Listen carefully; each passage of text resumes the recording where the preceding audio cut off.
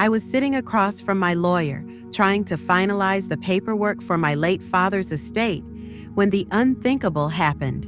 A letter arrived. It wasn't just any letter. It was a legal demand from my ex-husband's new wife, claiming a share of my father's fortune. The absurdity of it hit me like a freight train, but my lawyer's sharp smile hinted at a plan I couldn't yet comprehend.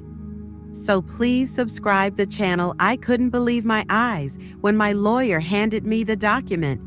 The claim from my ex-husband's new wife wasn't just absurd.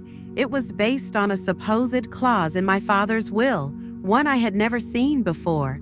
It stated that a portion of his estate should go to all family members connected through marriage. I stared at the paper, my hands trembling. Family members connected through marriage? My father was meticulous, careful, and above all, private.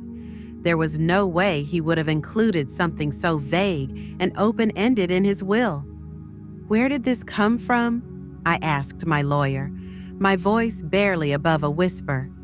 He leaned back in his chair, his eyes scanning the paper with a mix of curiosity and skepticism. "It's odd," he said, tapping the clause with his pen.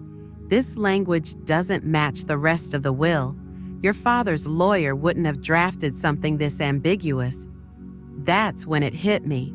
This wasn't just a claim. It was a calculated move. My ex-husband and his new wife had to be behind this. But how? Why would they think they could pull something like this off? My lawyer interrupted my spiraling thoughts. "It's possible," he began, choosing his words carefully, "that this was added after your father's death. If that's the case, it's forgery, but we'll need proof." Forgery? My chest tightened. It felt surreal, like I had stepped into a courtroom drama. How could someone forge my father's will? The man who taught me honesty and integrity would be appalled. Still, I couldn't let them get away with it. I met my lawyer's determined gaze. "What do we do now?" I asked, my resolve hardening. If they wanted a fight, they were about to get one. When my lawyer first suggested that my ex-husband might be pulling the strings behind this ridiculous claim, I didn't want to believe it. It's not that I thought he was above scheming, far from it. But this, manipulating his new wife into coming after my father's estate, it seemed too bold, even for him. Then the evidence started piling up, and I realized I had underestimated him. It began with an email my lawyer uncovered. It was sent weeks before my father passed, from my ex-husband to someone at a legal consulting firm. The subject line was innocuous, but the contents weren't. He was asking about hypothetical scenarios where a step-relative could claim inheritance rights. It wasn't proof, not yet, but it was enough to raise suspicions. Then there were the timelines. My ex and his new wife got married just 2 months after our divorce was finalized. At the time, I thought it was just their whirlwind romance, another chapter in his impulsive life. But now, it felt calculated. She hadn't even met my father, yet here she was claiming she had a legal right to his estate. And then came the biggest red flag, her lawyer. My lawyer discovered that the attorney representing her had been my ex's personal lawyer during our divorce. A coincidence? I didn't think so. I sat there, connecting the dots, feeling the betrayal all over again. My ex-husband wasn't just after money. He was after control. This wasn't about his new wife. She was just the pawn. He wanted to humiliate me, to make me feel powerless. But if he thought I'd roll over and let this happen, he clearly didn't know me at all. This wasn't over, not by a long shot. I thought I had heard everything. Between the forged clause and my ex-husband's meddling, the whole situation already felt like a bad soap opera. But then my lawyer dropped another bombshell that sent a chill down my spine. My ex-husband's new wife, the same woman demanding a share of my father's estate, had once worked at the law firm where his will was drafted. "You're kidding," I said, my voice shaking with disbelief. My lawyer shook his head, his expression grim. I wish I were. She wasn't an attorney there, but she worked as a paralegal. And not just any paralegal. She was on the team that handled your father's estate planning. For a moment, I couldn't breathe. The betrayal felt sharper now, more personal. My father had trusted that firm with his most private affairs, and this woman, this stranger who had married my ex-husband, had been sitting on the inside, privy to everything. She had access to the original will? I asked. Most likely, my lawyer replied. And if she had access, she could have made copies, taken notes, maybe even manipulated things. The implications were staggering. This wasn't just about greed. This was premeditated. She must have known the details of my father's estate long before his passing, maybe even before she and my ex-husband got together. Had this been their plan all along? Had my ex used his charm to lure her into his scheme? Or was she the mastermind? We need to find out exactly what she did at that firm, my lawyer said, his tone sharp and focused, and more importantly, if she had any accomplices. I nodded, though my mind was spinning. I felt violated, like my family's legacy had been trampled on. But if they thought they could use my father's death as an opportunity, they were sorely mistaken. This was no longer just a fight about money. It was about protecting my father's name and ensuring that justice was served. I never thought I'd see my sister again, let alone rely on her in a moment like this. We hadn't spoken in years. Our last argument had been ugly, and I honestly thought that bridge was burned forever. But life has a funny way of surprising you. When she showed up at my door, I didn't know whether to slam it shut or let her in. Her eyes, though, they weren't defiant like I remembered. They were soft, almost apologetic. I heard what's going on, she said, clutching a folder, and I think I can help. For a moment, I just stared at her, too stunned to speak. I didn't even know she had been keeping up with my life, let alone that she'd care enough to get involved. But then she opened the folder, and my heart started racing. Inside were handwritten notes, old emails, and even a voice recording from my father's final months. She had been in contact with him quietly, while I was focused on work and my own problems. They had reconciled, something I never knew. She had been there when he made key decisions about his estate, decisions he hadn't shared with me because, apparently, he didn't want to burden me. There's something off about this whole claim, she said, flipping through the notes. Dad told me he wanted everything airtight. He was worried about vultures, even mentioned your ex at one point. I think he knew something like this could happen. Her words hit me like a punch to the gut. I had always thought of myself as the responsible one, the one my father trusted most. And yet, here was my estranged sister, stepping in when I needed her most, armed with the very information that could expose this scheme for what it was. For the first time in years, I felt a flicker of hope, and maybe even a path to mending what I thought was broken between us. I always knew my father was meticulous, a man who left nothing to chance. But when it came to his will, I couldn't shake the feeling that something was missing.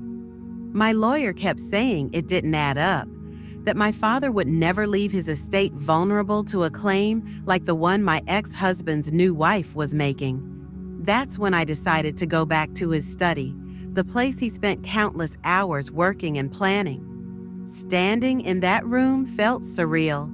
His presence lingered in every detail: the worn leather chair, the neatly stacked books, and the faint scent of his cologne. I ran my fingers along the mahogany desk, hoping for some kind of sign. That's when I noticed something odd. One of the desk drawers didn't slide out as smoothly as the others. It stopped halfway, and I felt a faint click underneath. Curiosity took over.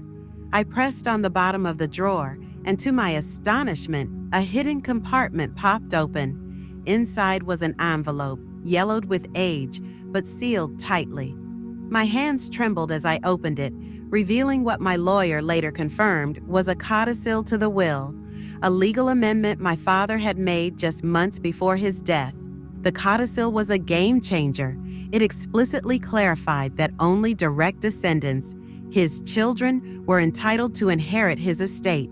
It was as if he had anticipated this exact situation and wanted to leave no room for misinterpretation. I sat there, overwhelmed with relief and anger all at once. Relief because this document would shut down their bogus claim for good. Anger because someone, likely my ex-husband's new wife, had tried to bury this crucial piece of evidence. I clutched the codicil tightly, knowing this was my father's last gift to me, a lifeline to protect his legacy. They had underestimated him, and now they'd pay the price. When my lawyer suggested hiring a private investigator to dig into my ex-husband's new wife's past, I was hesitant at first. It felt invasive, almost too extreme. But as the case dragged on, I realized we needed every advantage we could get. Little did I know, what the investigator would uncover would turn everything on its head. A week later, I sat across from my lawyer as he slid a thick file across the table. "You're gonna want to see this," he said, his expression a mix of triumph and disbelief. I opened the file and my jaw nearly hit the floor. There it was, in black and white, a detailed record of my ex's new wife's tangled history. This wasn't her first attempt at claiming a piece of someone else's inheritance. In fact, it was her fourth. "She's done this before?" I asked, my voice rising with shock. "3 times to be exact," my lawyer replied. "Each case involved a family estate. She cozied up to someone, claimed she had a right to part of the inheritance, and either settled for a payout or managed to walk away with a portion of the estate. 2 families settled to avoid prolonged court battles.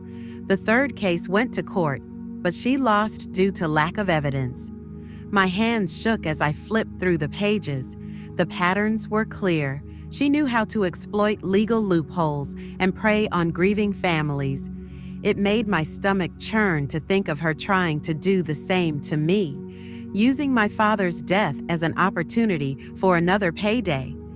"She's a professional," I muttered, more to myself than anyone else. But this time, she wasn't going to get away with it. "We have enough here to challenge her credibility in court," my lawyer said. "This isn't just about your father's estate anymore. It's about exposing her for who she really is." I nodded, my anger now a fire burning in my chest. She had underestimated me and my father's legacy. But now the truth was on my side. It was late, past midnight, when my phone buzzed on the nightstand. I almost didn't answer it, thinking it was one of those spam calls, but something made me pick up. "Hello?" I said groggily, expecting silence or a robotic voice. Instead, a low, distorted voice came through the line. "If you care about your father's reputation, you'll drop this case." I sat up in bed, my heart immediately racing. "Who is this?" I demanded, but the voice didn't answer. Instead, it continued. "Do you really want the world to know everything about your father? His mistakes? His secrets? Because if you push this any further, they'll all come out." Mistakes? Secrets? My father had been one of the most honorable men I knew, kind, honest, and generous to a fault. What could they possibly mean? My mind reeled, searching for some explanation, but I couldn't think of anything that made sense. "Whatever you're trying to do won't work," I said, my voice shaking with both fear and anger. "You can't scare me." The voice gave a low, humorless chuckle. "This isn't a threat. It's a warning. You don't know what you're digging into, and you're better off leaving it alone. Drop the case, or everyone will know things you wish they didn't." Before I could respond, the line went dead. I stared at the phone, my hands trembling. Who would make a call like that? Was it my ex-husband, his new wife, someone else entirely? And what could they possibly have on my father? The next morning, I told my lawyer about the call. He didn't seem surprised. "It's a scare tactic," he said firmly. "They're trying to rattle you, make you second-guess yourself. If they had anything real, they'd have used it already." But the call still lingered in my mind, like a dark cloud I couldn't shake. Could there be something about my father I didn't know? Something they might twist to smear his name? The thought made my stomach churn, but one thing was clear. I wasn't going to back down. If they thought they could scare me into submission, they were wrong. My father's memory and his legacy meant too much to me to let fear win. The moment my lawyer pointed out the cryptic line in my father's will, I felt a chill run down my spine. It wasn't something I had paid much attention to before, tucked away near the end of the document in legal jargon I didn't fully understand. But now, it stood out like a neon sign. For those who honor family, there lies a greater treasure, hidden but not forgotten. "What does that even mean?" I asked, leaning over the table as my lawyer read it again. He shrugged. "It's unusual, but not unheard of. Sometimes people include symbolic language in their wills. It could be metaphorical or it could be literal." "Literal?" I blinked, trying to process that. Was my father hinting at something tangible? A hidden inheritance, perhaps? The more I thought about it, the more it made sense. My father was a man of tradition and values. He loved riddles, puzzles, and teaching life lessons through clever means. If anyone would include a hidden message in their will, it was him. That's when another thought struck me.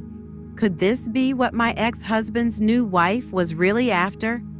Was her bizarre claim about a share of the estate just a cover for something bigger? Suddenly, her desperation, the forgery, and even the threats made sense. She wasn't just after money, she was hunting for whatever my father had hidden. "I think she knows," I said aloud, my voice trembling. "She knows about this line, and she thinks it's the key to something valuable." My lawyer nodded slowly. "If that's the case, we need to find it before they do." My heart raced as I thought about the possibilities. What could my father have hidden? A safe deposit box? A buried treasure? It sounded ridiculous, like something out of a movie, but the more I thought about it, the more it felt like my father's style. I felt a renewed sense of determination. My father's cryptic words weren't just a puzzle, they were a challenge, a way to protect his legacy and ensure it ended up in the right hands. If my ex's wife thought she could unravel his secrets and steal what didn't belong to her, she had no idea who she was dealing with. This was my family, my father, and I wasn't going to let her win.